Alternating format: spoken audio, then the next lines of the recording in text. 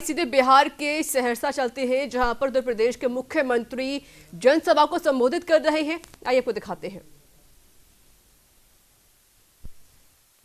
प्रधानमंत्री मुद्रा योजना ने आर्थिक स्वावलंबन का रास्ता प्रशस्त कर दिया।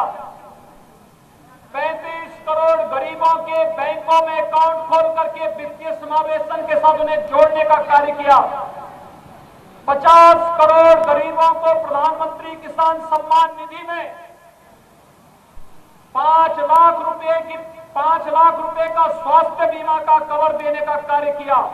और भाइयों बहनों, कोरोना कालखंड में 80 करोड़ लोगों को निःशुल्क खाद्यान्न देने का काम भी प्रधानमंत्री मोदी जी ने किया है। ये मात्र 6 वर्ष के अंदर प्रधानमंत्री मोदी जी करके दिखाए।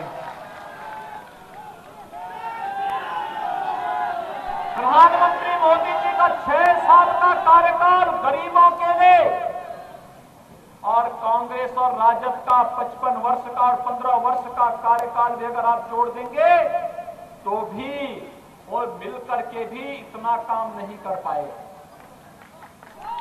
और जहां तक देश के आन मान और शान की रक्षा की बात है, हर व्यक्ति जानता है पहले पाकिस्तान प्रस्त आतंकवादी भारत के अंदर घुस करके आतंकी घटनाओं को अंजाम देते थे और आज पाकिस्तान की सिट्टी पिट्टी गुम हो चुकी है। एक कांग्रेस और राजद के लोग आएंगे ना तो शाहीन बाग जैसे धर्मों के माध्यम से अव्यवस्था और अराजकता ही फैलाएंगे। और आज मोदी जी के नेतृत्व में भारत का बहादुर जवान पाकिस्तान के अंदर घुस करके आतंकी कैंपों को नष्ट करने का कार्य करते हैं। आतंकवाद के सामने कोई समझौता नहीं, आतंकवाद के लिए कोई मान मनोबल नहीं। आतंकवाद जैसे मानेगा उसी भाषा में जवाब देकर के देश की जनता को सुरक्षा देंगे। ये संकल्प भारतीय जनता पार्टी और सहयोगी दलों का है। पहले 1952 में कांग्रेस नेतृत्व की सरकार थी, कांग्रेस की सरकार थी।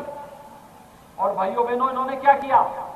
इन्होंने जम्मू कश्मीर में शेष भारत के नागरिक जमीन नहीं ले सकते। बिहार में, सहरसा में कोई भी जमीन ले सकता है, मकान बना सकता है, लेकिन जम्मू कश्मीर के अंदर अगर सहरसा का नागरिक और बिहार का नागरिक चाहता तो नहीं बना सकता था। कांग्रेस ने इस प्रकार का प्रावधान कर दिया था। मोदी जी ने कश्मीर के अंदर धारा 370 को समाप्त करके आतंकवाद को तो समाप्त किया ही, बिहार के लोगों को भी अधिकार दे दिया कि अगर वो चाहें तो जम्मू कश्मीर के अंदर जमीन खरीद करके अपना मकान बना करके रह सकते हैं। ये अधिकार मोदी जी ने आपको दिया है। कांग्रेस ने इस अधिकार से आपको वंचित किया था।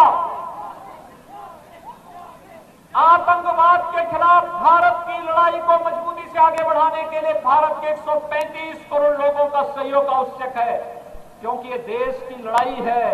लेकिन देश की इस लड़ाई में प्रत्यक्ष और अप्रत्यक्ष रूप से आतंकवाद का समर्थन करने वाले कांग्रेस और राजद के लोगों ने तुष्टीकरण की सभी हदें पार करते हुए इस देश के अंदर जाने अनजाने में इस बार तो इनके सहयोगी दल के रूप में वे लोग भी हैं जो प्रत्यक्ष अप्रत्यक्ष रूप से नक्सलवाद को समर्थन करते हैं, हिंसा में विश्वास करते हैं, व्यापक अराजकता को पैदा करके आन मान और शान के खिलाफ, देश की आन मान और शान के खिलाफ गुस्ताखी करने का कार्य करते हैं। उनको लोग प्रत्याशी बनाने का कार्य करते हैं।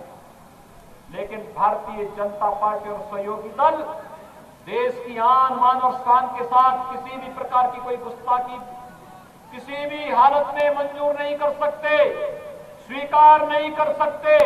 और इसीलिए भाइयों बहनों, आज हम सब आपके बीच आए हैं आपसे कहने के लिए, ये बिहार विधानसभा का चुनाव कोरोना कालखंड में आप लोग कर रहे हैं। मैं अभिनंदन करूंगा आपके उत्साह और आपके उमंग का। जो उत्साह और उमंग बिहार के अंदर लोगों ने दिखाया है, लोकतंत्र के प्रति भी और साथ साथ बीमारी से बचाव के लिए भी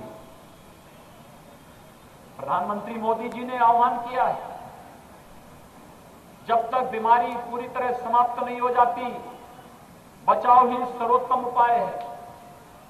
हमें हर स्तर पर बचाव करना होगा। 2 गज की दूरी और मास्क जरूरी का पालन करना होगा। और भाइयों बहनों, ये मास्क जरूरी के इसका पालन करते हुए देश की कोरोना के खिलाफ लड़ाई को भी हम लड़ेंगे।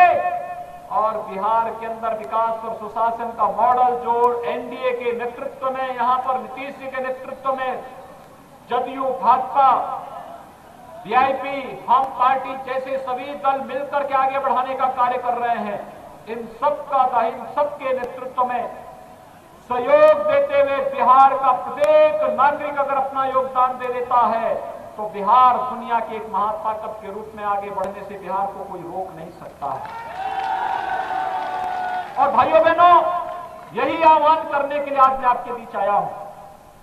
आपने पिछले 6 वर्ष के अंदर देश की तकदीर और तस्वीर को बदलते हुए देखा है। आज भारत दुनिया के अंदर एक ताकत के रूप में अपनी धमक को पूरी मजबूती के साथ आगे बढ़ा रहा है। आज जनता के साथ किए गए हर एक वायदे को एक एक करके पूरा किया है मोदी जी के नेतृत्व में भारतीय जनता पार्टी ने।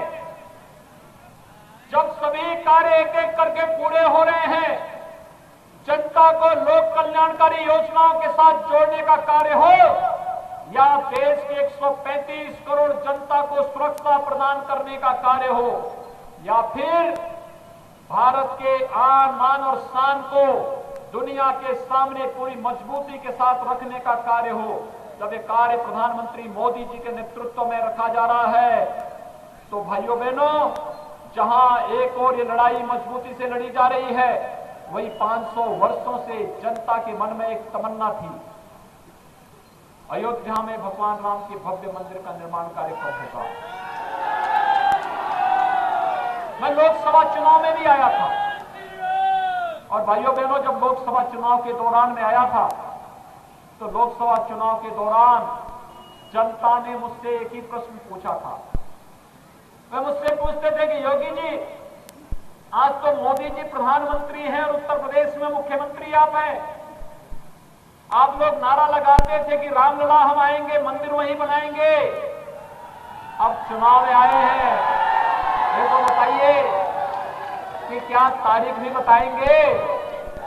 और भाइयों बहनों, अब तारीख बताने नहीं, हम तो काम करके वापस आपके पास आए हैं बताने के लिए। कोरोना नहीं होता तो बिहार के हर गांव के कम से कम एक व्यक्ति को अयोध्या में जरूर आमंत्रण देते।